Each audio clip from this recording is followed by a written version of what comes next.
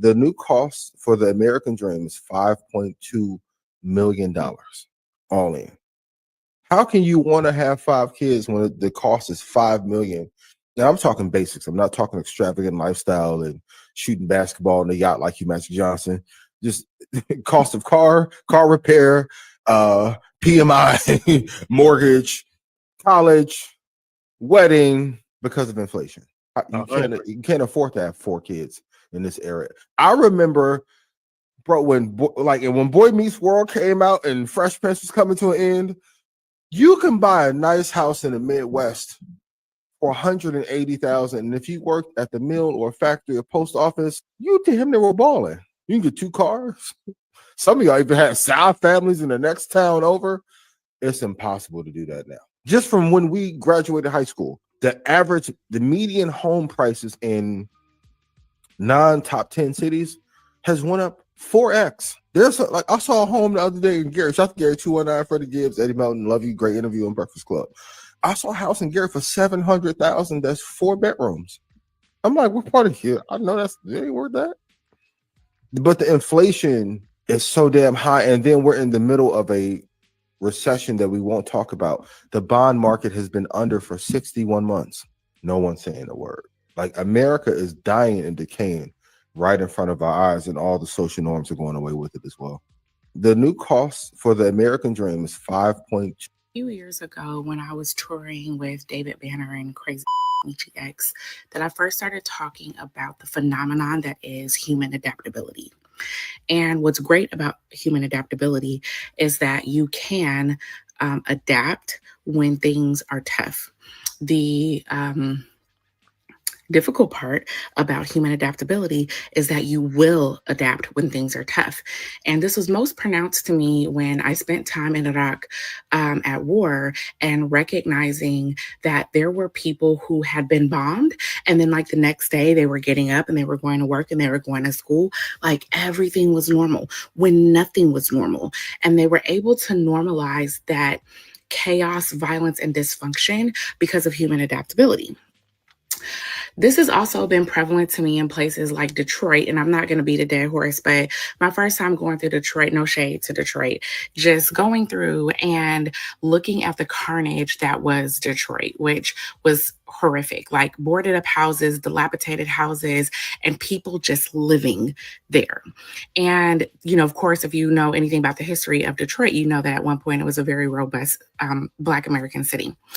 Anyway, I say all that to say that because of that ability to adapt, we can very quickly and very easily normalize things that are not good for overall well-being, health, wellness. We can normalize it. And that's what I see happening while the United States is in the middle of a decline that the media is really not talking about. If you're not already familiar with this term, Good morning, good morning, good morning. And as Aquarius says, the American dream is, and always has been, a scam. Welcome to Let It Be Known on this Monday morning, or as Niele said, a manic Monday. Peace and blessings, everybody. Welcome. Come on in. We got a lot of headlines for you, from Kelly Price to Angie Stone. We'll tell you what our family is up to.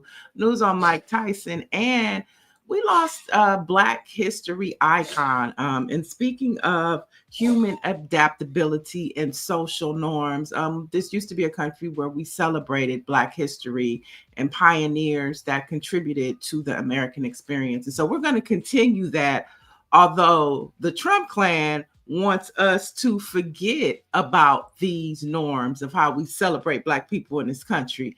I thought that was such a great conversation from Earn Your Leisure, and that nice young lady that was speaking about human adaptability, because the social norms are not normal today, but we are accepting it all. Yeah. And I agree. I mean, I have one more child to get through high school. But I feel every time a joyous thing is when somebody's going to give birth. If somebody says they're pregnant or whatever. Right. Anytime I hear that from anybody I know, even people I don't know, my first thought is, I it's going to be a tough road for you. I don't care what economic, social economic status you have. In this world, having a baby is the toughest thing to do. Raising a child is the toughest thing to do, and it's the most expensive thing to do. And so, because as you mentioned, and as we saw there, inflation, the cost. He said when Boy Meets World. Why did he say that? when that went off the air and Fresh Prince went off the air, and $180,000 for a house, and he's right. And then he's talking about Gary, Indiana. There's nowhere, and again, not to shade Gary, Indiana, but nowhere in Gary, Indiana should a house cost $700,000 right now.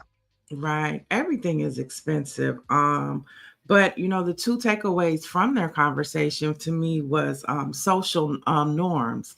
And the social norms today are very scary because as we look at all of and then Homegirl was talking about human adaptability. And it's like we are adapting to these abnormal conditions that this Trump clan is putting us in, and we just go about our day, like, yeah, I was singing It's Just Another Manic Monday, but it's just like, okay, let's see what they gonna throw at us today, and let's see how we gonna keep our boots on the ground. Yeah, it's every day is a manic day, and as you say, the Trump clan administration every day. So here we are, and like you said, that lends to that whole adjusting to the new norms.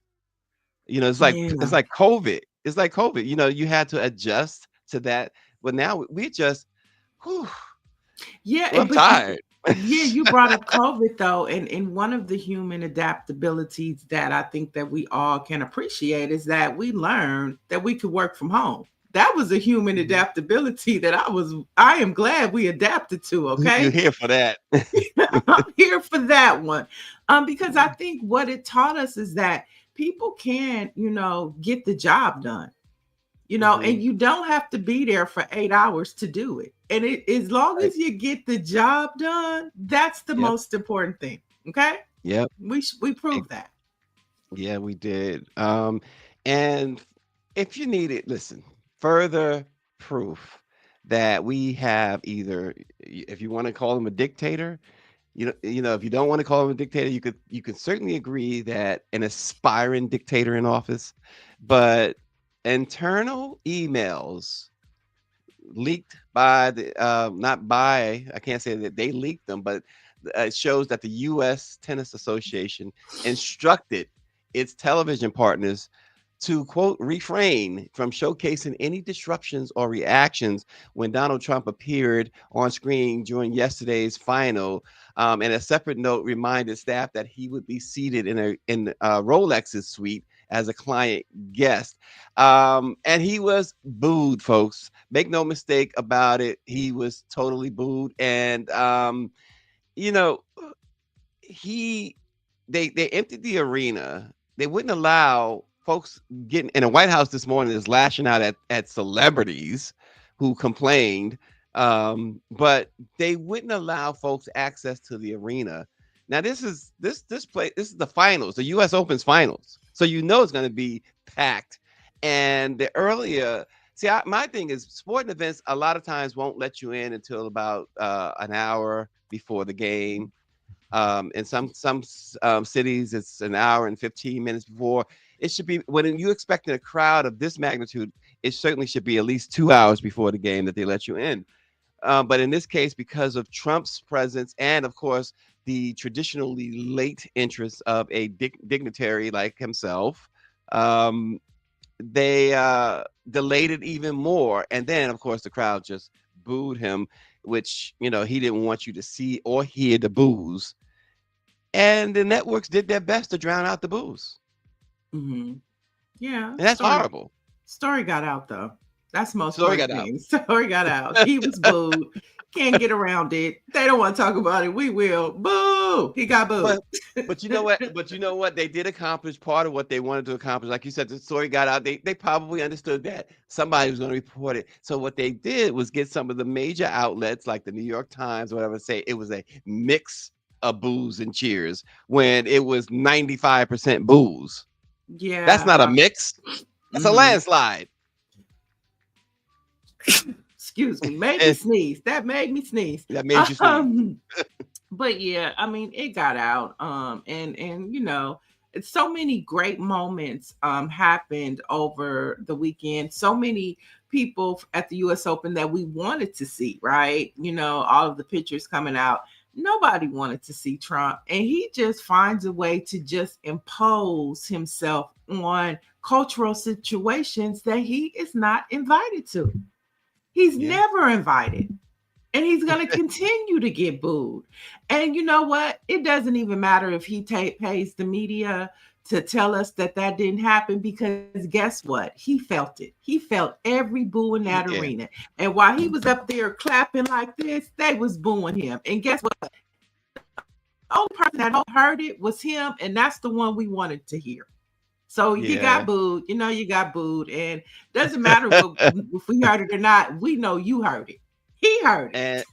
And Nancy Wall said instead of canned laughter, they probably had canned applause. Absolutely. Absolutely. And, you know, it's a sad day, and it's going to continue to be a sad day until and unless, you know, things change at the top and behind the scenes. It's the folks behind the scenes. Got to get rid of them. But anyway, you know, Trump will be Trump. David Youngblood, I think he was speaking of when we were just talking about, you know, human adaptability and the social norms. He said, should we leave or stay and fight? I think it's both. I think that's what Black people are doing. They're going to Martha's Vineyard. They're coming back. They're staying and fighting. They're going, you know, they're going abroad to travel, to eat pasta in Italy, you know, play in the sand in the Bahamas, and they come back and fight. So I think for us Black folks, we are, you know, our human adaptability is to adapt, but to resist, you know, it's the ping pong thing. Well, I see I got to behave this morning because I just noticed Aunt Pam is watching. You know, she's probably still feel like she can get the switch on me. So I got to, she'll send me out to get a switch. So I got to try and behave, Aunt Pam. Green card. You know, this stuff is so exhausting, folks, and I know it's exhausting to everybody, but you know, the government agency responsible for issuing visas and green cards will soon be deploying its own armed law enforcement officers to investigate and arrest immigrants and their lawyers. U.S. Citizenship and Immigration Services has created a new class of special agents that will be making arrests. They'll carry firearms, and they will be executing search and arrest warrants and other powers standard for federal law enforcement. We don't even need to address how diabolical this is. People are going there to get their green cards, to do, you know, to do the right thing, and they are not only them, arresting their lawyers. They're giving them the power to just lock them up. Yeah, it's been a lot going on just with this whole immigration policy. And the reality is, you know, the bigger picture is immigration reform. We have yet to see a policy coming out of the Republican Party as to how they address it. They're doing raids, but what is the end goal? Typically, you know, when, you know, Obamacare, he had a policy, you know, we're going to address this, we're going to address that. We have yet to see an immigration reform policy come out of this administration or the Republican Party. They are just out there free falling, free, just doing whatever they can, how they can, but they really have what's the end game? We don't even know what's their end game. The end game is to get rid of everybody who looks like us. You know what? That is not how you govern. I mean, that is not how you govern. They're going to get nowhere fast, just like that wall. Nowhere fast. Dr. Joni says all of this mass armed criminality as, quote, in charge of our government with no proof or ID, etc., is third world. It is third world. Yeah. You know, changing the Department of Defense to the Department of War. We didn't even talk about that. You know, changing that, and Hefset changing to Secretary of War of Defense. I mean, what did they call, what are they calling it? Department The of War. Department of War. Yeah, he changed it to Department of War on his door. You know, and Trump is putting out these AI tweets over the weekend about, you know, he's going to Chicago. I mean, it is just atrocious how they are, the lack of governing that they are doing. It's Oh just yeah, like, that tweet about Chicago is the one of the worst things that you could ever imagine a president doing. oh, I've seen several. He's done several I like know, that. and he keeps topping himself though, right? It's Yeah. or keeps lowering the bar for, you know, what's acceptable. It's just horrible. That is a city in the United States of America. That is not Putin. That's not Russia. That's not China. That is a city in the United States. And And you are remember, saying that you are sending the Department of War war. to a city in the United States. You remember what Bill Cosby said to us on Friday about Tulsa, right? The Mhm. first and only American city that was attacked by air. You know, when they was taking you know, Black Wall Street. Mhm. And this is that. This is, you know, he's attacking black cities, and he had this whole. If you folks didn't see it, he tweeted out this thing where basically it looked like they were attacking Chicago. And he had on this Confederate hat looking, you know, Uh, and he was all I mean, this is a city in the United States, and you were talking about sending the Department of War to a city in the a black city at that. that's what I'm saying. And, and the thing about it is, it goes back to our opening videos, human adaptability. We are conditioning ourselves to tolerate this type of mayhem and madness, right? Yep. This is About now a social norm. Yeah, look at what he writes. I love the smell of deportations in the morning in Chicago. About to find out why it's called the Department of War. But show the picture. It's the picture The that he picture, also tweeted right? out with That's what I that was saying statement. too. With that statement, oh my gosh. Huh. And this is there it is. Look, there it is. And this is a social norm. This has become, like Earn Your Leisure said, a social norm. And he's not being held accountable for none of this, not by the media at all, not being held accountable. You know, I go back to what Barack Obama said a few months ago. He said there's no way he could have done any of this stuff. Imagine, I think he said, imagine if that was me. Well, now we wish you would have done at least a tenth of it, bro. Okay? A tenth of it, Obama. Could we have got a tenth? I mean, you played it safe. You know, Michelle was the only one that would venture out and tell the truth and shame the devil. You know, I wish you would have went a little niggero on him. A little bit. Just a little bit. Wait, what's that word? Niggero. Niggero. Okay, I got you. I was trying to, you know, this was just a little, you know, because this right here, you gotta stop it.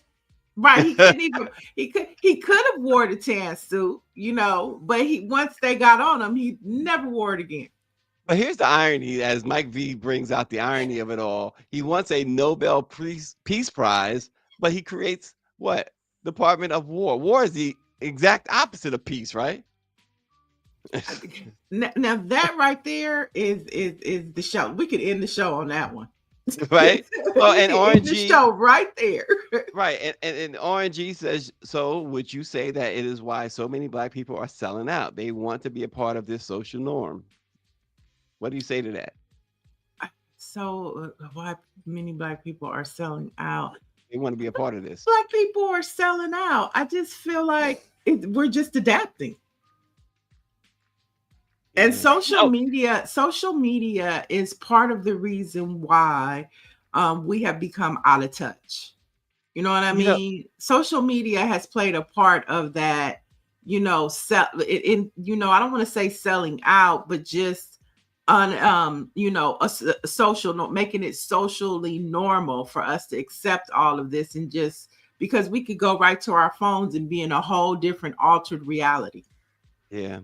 I got a call over the weekend from somebody very close to Mayor Bowser. Apparently, Mayor Bowser has been paying close attention to our show, and I'm going to say that the individual was gave me I won't call it a spin, but gave me some reasons why she is governing the way she is.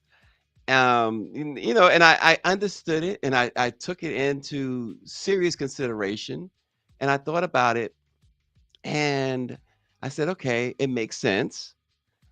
But here's my problem now. Because in that conversation, the individual saying, that's she's afraid. She doesn't want, not afraid, but she doesn't want to, talk to media because of this and that, because she doesn't want things to be misconstrued by certain people. Well, she goes and sits down with NBC News. I think it was NBC News as well. And I'm like, okay, now I was feeling all like, okay, I get you a little bit, Mayor Bowser. All right. So here's my problem. There's a whole black press out here, black people you could have talked to. See, that's the problem. That's another part of the problem. I just don't like that. That's just my beef. My beef. David Youngblood says we are illiterate. We are illiterate. We are an illiterate civic society. People have checked out. I think people have checked out. Because during the 1950s and 60s, we was in the basement at the church after Sunday. We probably, like all the AMEs, all the CMEs, all the Baptists, would have had a dinner, and they would have been strategizing how to combat all of these things that are happening. And we just are not. I mean, on Sunday service, we still talking about how to prosper. We're not really addressing the issues. We're not mobilizing. We're not, saying what's at stake for, as you brought up earlier, the children that are to come, the babies that are coming. We're not preparing for them. We're just tossing them into this cold, cold world, as Teddy Pendergrass said. Uh-oh. See, I told you Aunt Pam was watching earlier. Now I see my cousin, the coach, Tommy Patterson, is watching. I told Tommy he got to send me his schedule so I can come support him. He's a big time coach over there. I gotta go check him out. Folks, Wes Moore has put his foot down again yesterday, saying that under no circumstances is he running for president in 2028. He was asked by Kristen Welker whether he had ruled out a run, and he said, absolutely, yeah, I am not running for president. Then she asked again, and he reiterated, not doing it. So really, it comes down to this. If there is an election in 2028, it's Gavin Newsom or bust, Niele. I mean, well, they all say no until they say yes. And there's She's not giving up. She's not giving up. I'm not. I mean, I'm not really. I don't think that. I just really think that the state of our nation is not ready for another black president. But I will say that it's a smart thing for him not to say he's running. Why? It's too soon. You know what I mean? There's so much time that he has. Let's get through the midterms. That we got to get through the midterms. Let's see how that goes. Now, if the Democrats are able to take over Congress, then that's a whole different conversation to have, right? So I think that it is smart for him to say no at this time. As a political strategist, I would advise my client to say no. Let Gavin Newsom do all the fighting. Let white on white crime. Let them duke it out. And then we'll see what happens in a couple years or so. Yeah. You just want to see Westmore like on the boat again, on the yacht or something, right? On the beach. No, I want him to. No, I see where you're going. But no, I think what he's doing, him and Brandon Johnson, the mayor of Baltimore, I like how they are strategizing the messages that they're sending to the Trump administration. So I like what they're doing. And I think that will fare well with West if he decides to run for president of the United States. Watch how he leads his state. Yeah, I like how he and Brandon Scott have even Oh, I before said Trump came into Johnson. I'm thinking of the mayor yeah, in Chicago, Chicago. Brandon Scott. Yeah. Yeah, I even missed that you said that, but I like how even before Trump came into office, that how they have worked together to better Baltimore, to better Maryland, and have done such a great job. Them two, to see these two strong black men, and these are not old men, right? Certainly, Hmm. Brandon Scott is a young. Brandon Right. Scott He's a is a young millennial. guy, He's a right? And millennial. and Hmm. and to see how brilliant they are. I talked to Mayor Scott about a year ago about this, and I told him it's amazing to see him in Westmore, and a picture of strength, a picture of greatness. I thought when that bridge came down, and there was this great photo of Westmore and Brandon Scott at that bridge, Hmm. contemplating things together, and it was just them two, and it's such an iconic photo. I just think, wow. And he and I talked about that photo, Mayor Scott and I, and they wasn't even aware the photo was being taken, but he said that they have since he's been in office. He and Westmore, the camaraderie you don't often find with mayors and governors, especially very early in a new mayor's term, as it was with Mayor Scott and the governor. That is the photo right there. Hmm. That's the Well, photo. yeah, they have great leadership. And Brandon Scott, he comes out of the Black Millennial Convention, that was started with Dr. Wes Bellamy, Leah Daughtry, who is now a senator in the state of New York. They all came up. And they allowed me to attend some of their functions as an auntie. But to watch all of those young gifted and black people, like Lee is a senator. He's now mayor. He, at the time when we were talking, he was running for, I think, district attorney at the Hmm. time or something like that. And so just to watch, that's what I wish our social norms were, and they are. Hmm. This is part of our social norms, but it just gets so blocked. There are so many gifted. We went to the mayor's convention in DC, got a chance to talk to Brandon Scott there. That was just earlier this year. There are so many black mayors in this country. I wish that we can make that a norm, as to amplify who they are, what they're doing to help save this country. It's Yeah. it's it's it's that leadership that is really keeping this country alive, Yeah. whether Hakeem people Jeffrey don't should know it take note. about. um, Switching gears, here's something that, and again, that photo is so iconic. But switching gears, here is something that makes your skin boil a little bit. At least I think for many it did. Kelly Price, she didn't just go on a rant. She struck a nerve and revealed a dangerous disconnect at a time when black women are facing record unemployment because of racist policies coming out of the Trump administration, when sisters are losing jobs at higher rates than any other demographic. Kelly Price had the audacity to call black women DEI hires and nasty, disrespectful people. That's just not tone deaf. It is absolutely unforgivable. The same women who are being pushed out of the workforce, who are fighting to keep food on the table and communities alive, are the same women who have filled her concerts, bought her records, and kept her name alive in this industry. To kick down at black women in this moment while standing on a stage built almost entirely by them shows a level of betrayal that cuts deeper than any online trolling. This was so horrific. I don't care how mad you were at anybody. This was horrible, Niele. Well, I mean, I would let a woman say that because some of Well, us, say it. Shoot. I mean, I mean, it just, that's how she felt. I mean, that's just how she felt. To throw Some men all is black women right. under the I bus? mean, that's how she felt. I mean, Gosh. sometimes I mean, have you read the comments on social media? How I people get drag it. people? Hmm. And so, I mean, I'm not defending her. Kelly Price is who Kelly Price is.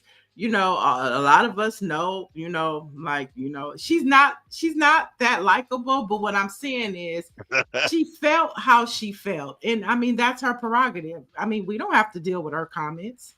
We don't have to deal with the nasty things that people say to her. And she might feel that way, like, dang, I'm a Black woman too. Y'all just keep coming after me. And sometimes you just go off like that.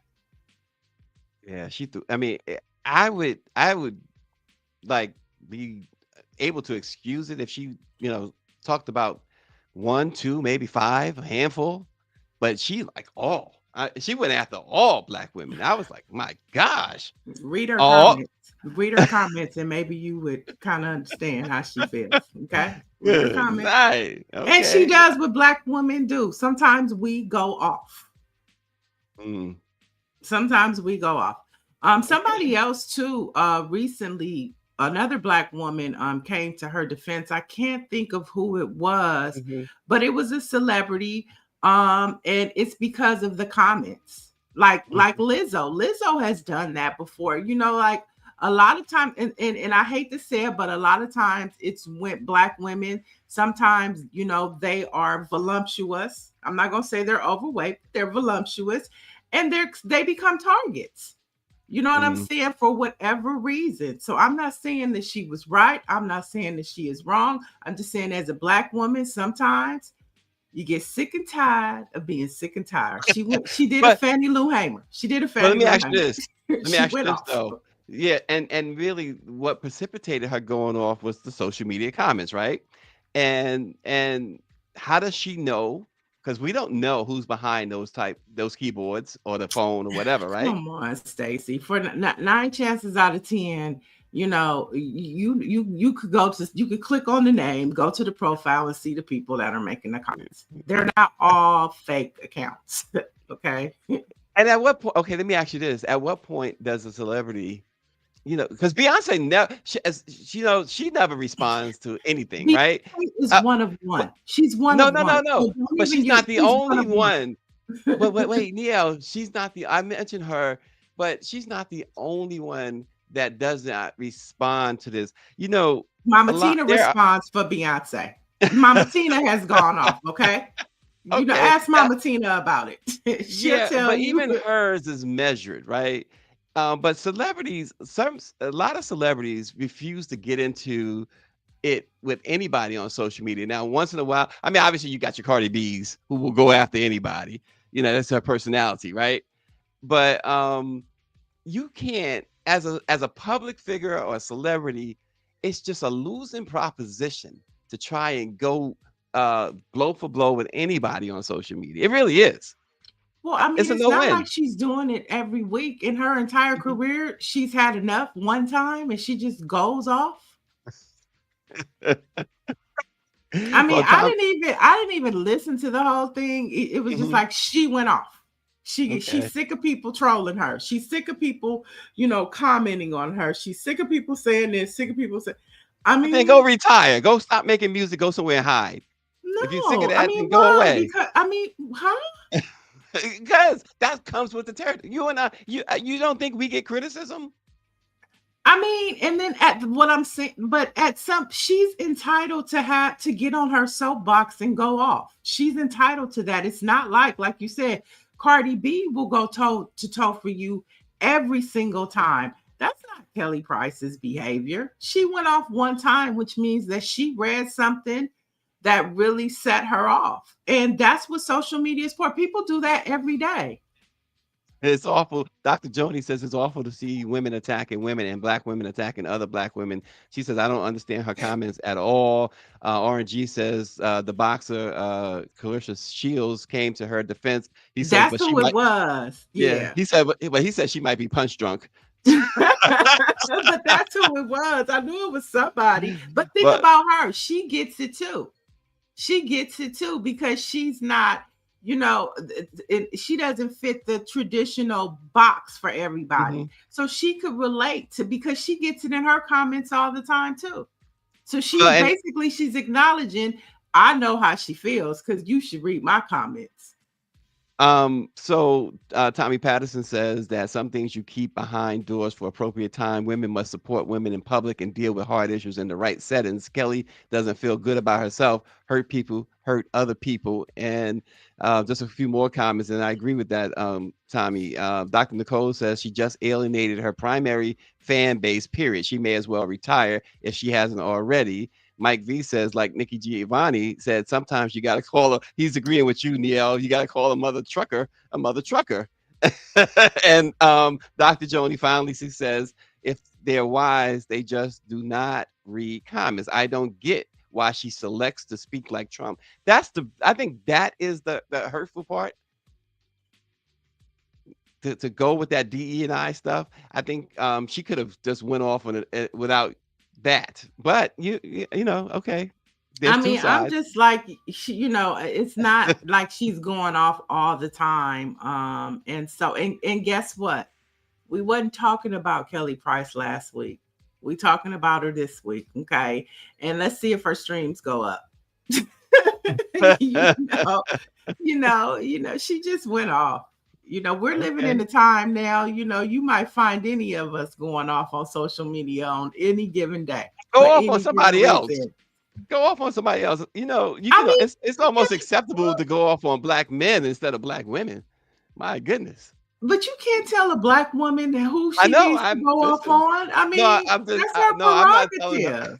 I'm not telling her who to go off on, but I'm just saying it's like, whoo, it's a tough time to I'm just saying, as a black woman, I'm not mad at her for going off on black women if that's what she decided to do. Because she wasn't talking to me. I wasn't in her comments. Mm-hmm. I wasn't in her comments, so she wasn't talking to me, but I can imagine who she was talking to. And it was probably some young millennials and Gen Zers that didn't even know that she used to have some of the top songs on the radio with R. Kelly. Okay. Don't get mad at me because I brought R. Kelly.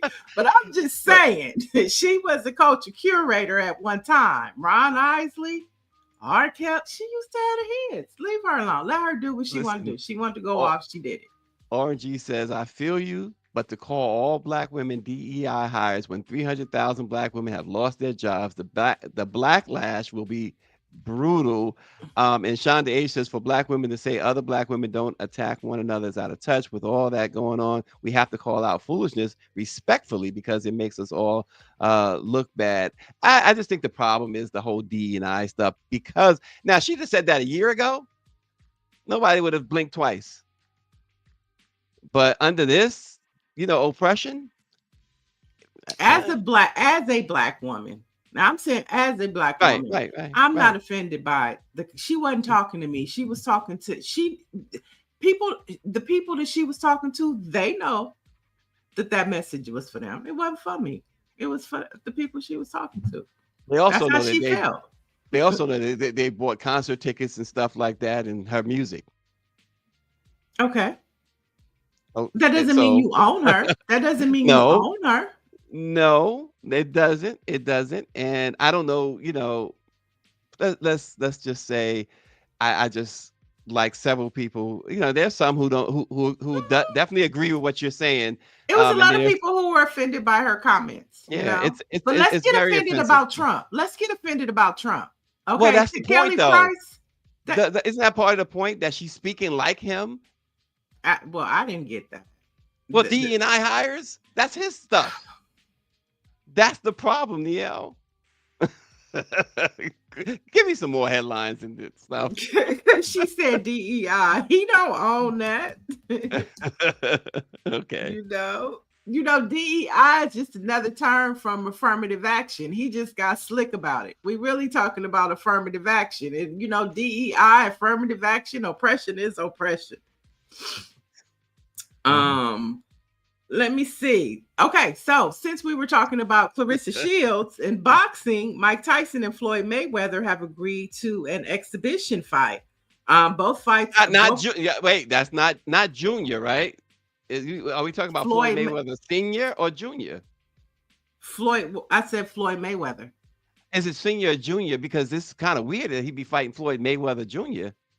There's the boxer. Well, the father was. That's what I'm saying. The father is like 60 years old. He's Tyson's age, and then you got Junior, the undefeated champion. That's So who he's I'm fighting. wondering. That's who he's It's fighting. yeah. Okay. Yeah. My goodness. Both fighters are said to have signed contracts, and the fight is scheduled for spring of 2026. That is awful. Yeah, I And mean, we so, saw him fight that other, was it Jake Paul? And Tyson barely threw punches. This can't be real. This can't be real. He's gonna get in the ring with Floyd Mayweather. Unbelievable. He must. Floyd is probably, and I know Floyd weighs about 50, 60 pounds less than Tyson, mhm. but this is it's like Ray Leonard fighting Muhammad Ali. Well, I think it's the Gen Xers against the millennials. Oh my God. The reason I was abrupt about that, Niele, to ask you that question, because I'm thinking he's fighting the father. He's actually fighting the champ. Yeah. Goodness grief. And like I said, I know there's a huge weight differential, but my gosh. Woo. Yeah. So we have that to look forward to in 2026. I'm pretty sure there'll be a lot of, commentary and things coming out of that. So looking forward to that. Boxing used to be great when you had like Sugar Ray Leonard, Evander Holyfield, Mike Tyson in his day, he would bring them out. And He although, would. it's an unmatched match, he's still going to bring out the celebrities. And I Oh, they're think coming that out is for the sure. goal. Yeah. I mean, But so if this is a real fight, my goodness, they better have the Undertaker and the and everything. He could, if this is a real fight, if they're just not, sparring, man, Mayweather would kill this old man. well, time will tell. We will see. I'm pretty sure there'll be some bets on Tyson.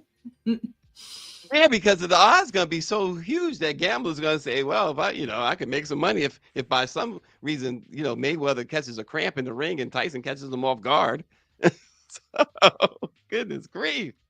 Oh, snap. Yeah, so we'll keep you posted on that. And then the family of Angie Stone has filed a lawsuit seeking damages against the Ooh. trucking company and the trucking manufacturer and others following the fatal accident that led to her death.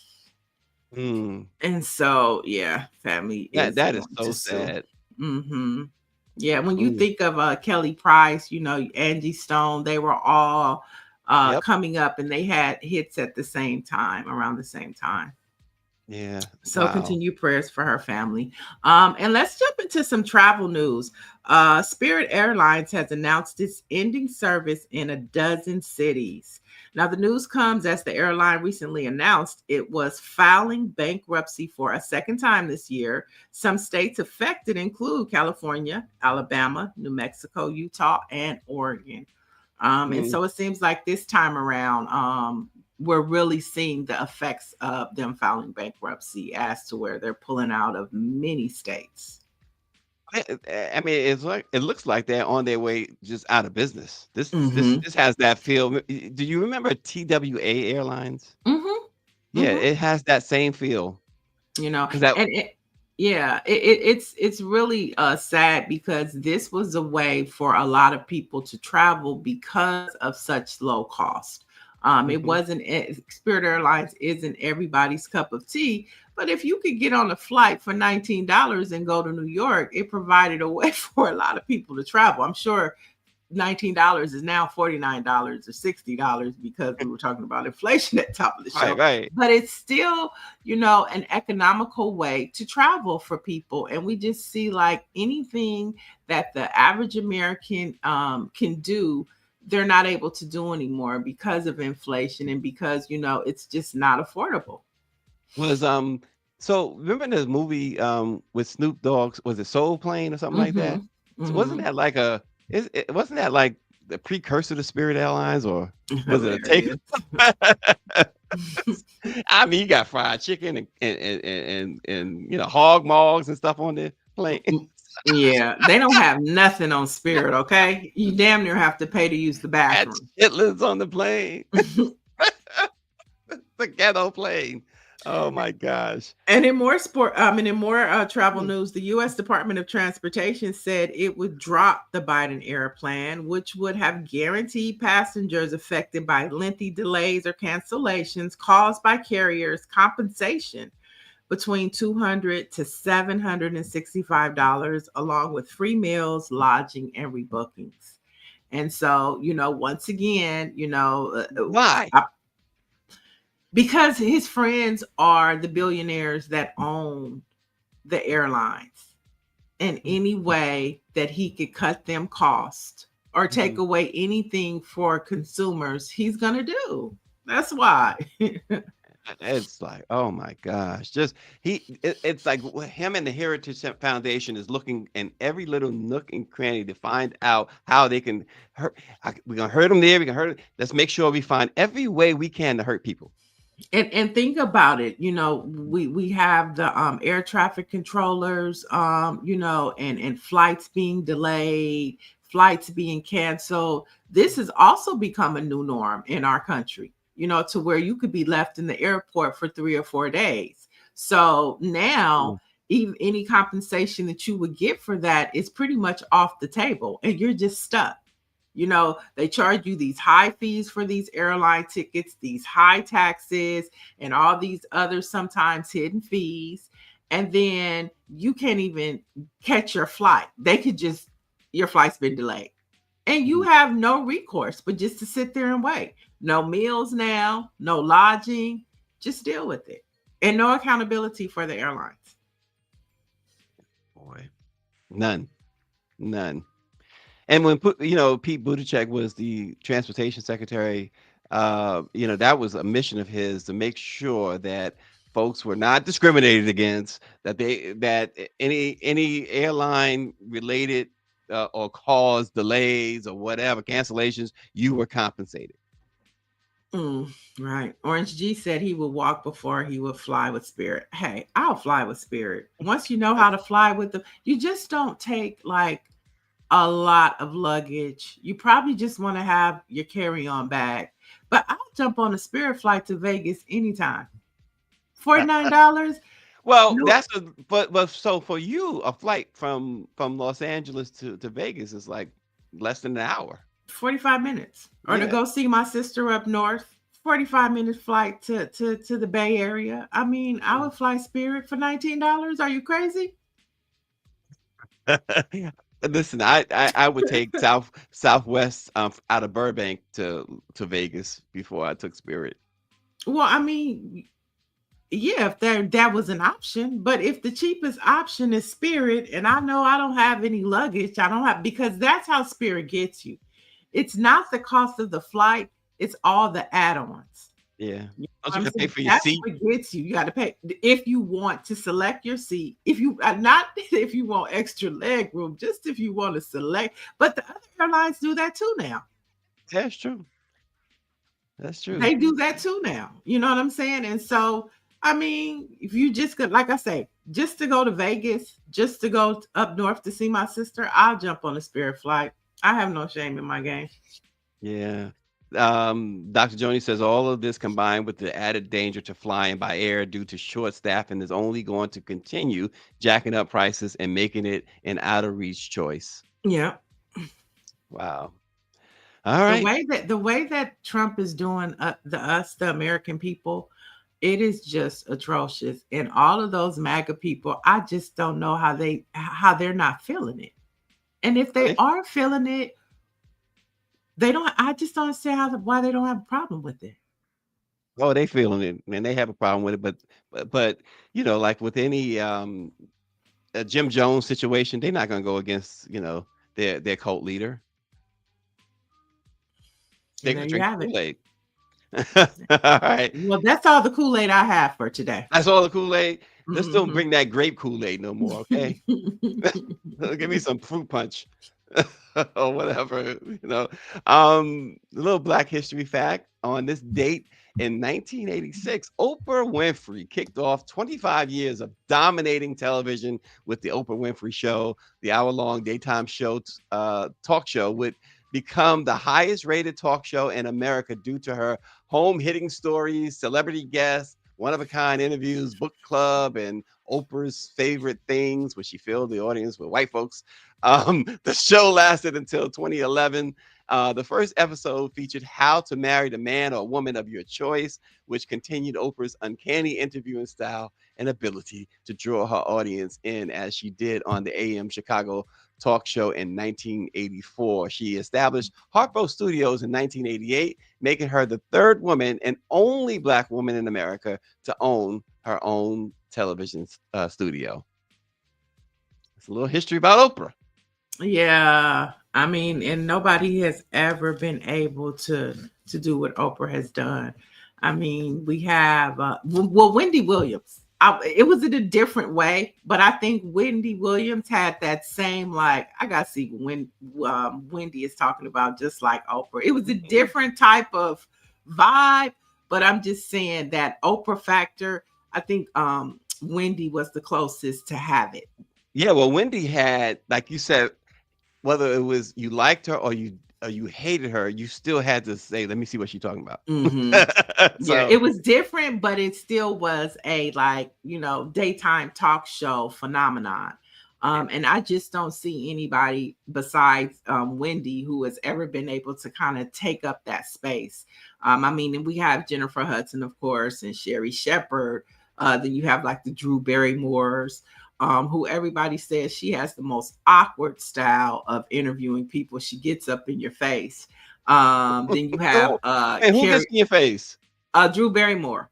Oh, you've never seen the videos to where she gets. You didn't see the Kamala one. The Kamala one went viral, where she got but she does that to all of her guests. Okay, she just gets all up in your face. That's a lot. Hope she got text. Carrie Clarkson, everybody likes her. She did something different. She brought singing to the show. There's the criticism.